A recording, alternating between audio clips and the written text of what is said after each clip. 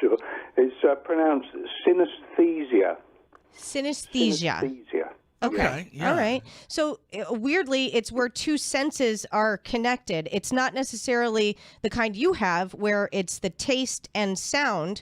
Like, could it be other kinds of combinations? Yeah, sure. I mean, what it is as sort of developed adults and sort of elder children, we've got five main senses, as you're obviously aware. Now, those five senses operate independently of one another. That's how they're designed to operate. It's just that in some people, there's a link, and it's a physical neurological link between these two areas. So therefore, some people may hear a sound or they see a colour. So they're hearing, or they're seeing sound, aren't they? In my particular case, well, I've got a link between my taste and my sound. So therefore, any sound I hear, it could be a voice, it could be anything, any ambient sound, I get a taste for it. It's involuntary, I can't turn it off. Always there. It's so fascinating. When did you first realize that you could taste sounds? Were you just a child? Yeah, I mean, it's one of those hard things to define, because obviously if I was to ask you, when was the first time you ever smelt anything? And right, what was okay. your reaction? Okay, fair enough. And I think it was when I was learning to read. And when I was learning to read, I actually used to read things off, and I used to get a taste in my mouth. I remember having it. And it's a real mouthfeel, it's not just an association, as far back as I can remember. Wow. Well, since we're in radio and we play a lot of music here on the Mixed Morning Rush, we're curious, does listening to the radio just make you hungry all the time? Like, do you get cravings after you hear certain things? That's spot on. You've got it there. It's not hunger. It's not what I would call hunger. It's actually a craving. And because I get these tastes one after another, the cravings are quickly overcome because another one comes along. But it's quite distracting. But, over the years, you learn how to deal with it. If I eat strong sweets, for example, the physical taste of the sweet will sort of mask most of the synesthetic taste. So that's the way of dealing with it. This is amazing. So I'm dying to know, what does Laura's voice taste like? Yeah, what does my voice taste? Am I giving you a bad taste in your mouth at all right now?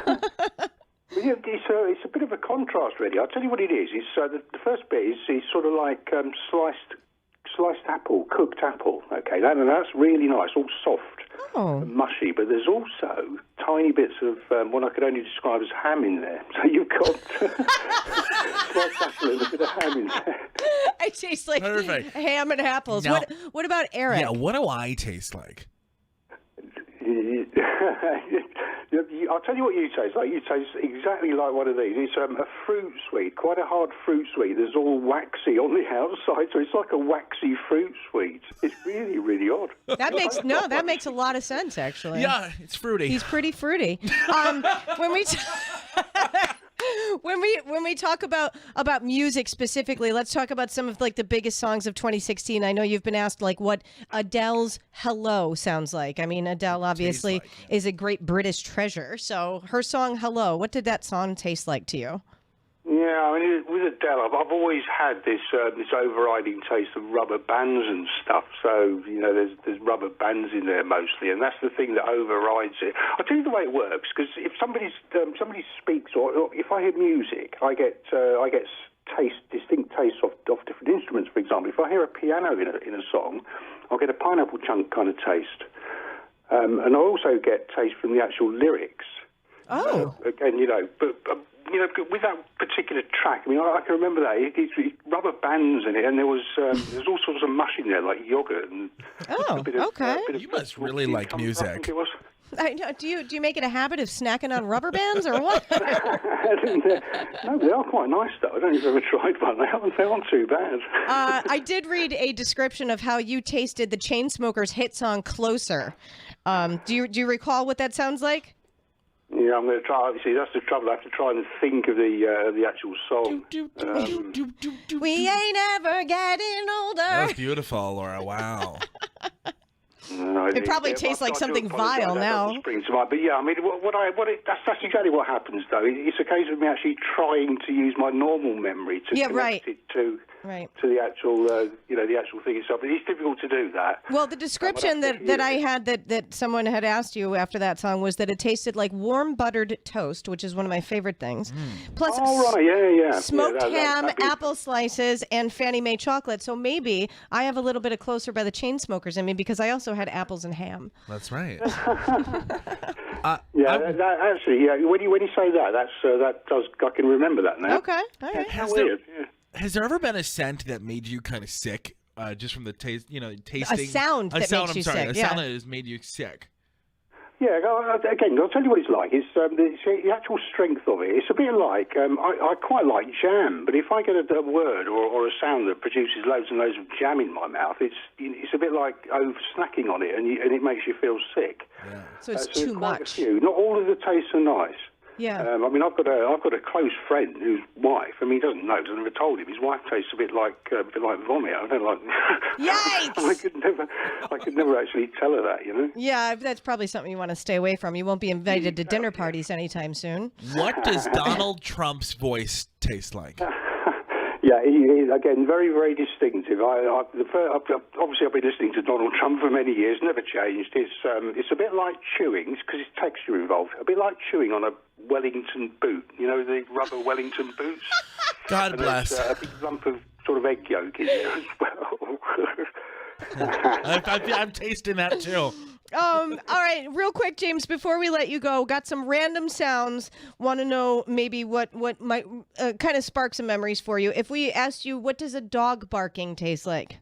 Oh, yeah. I mean, I've got one myself. I've got a Labrador. Now, whenever my Labrador barks, I get it's real mouthfeel of runny custard. Runny custard. Really runny Wow. custard. What about a car horn or being in traffic?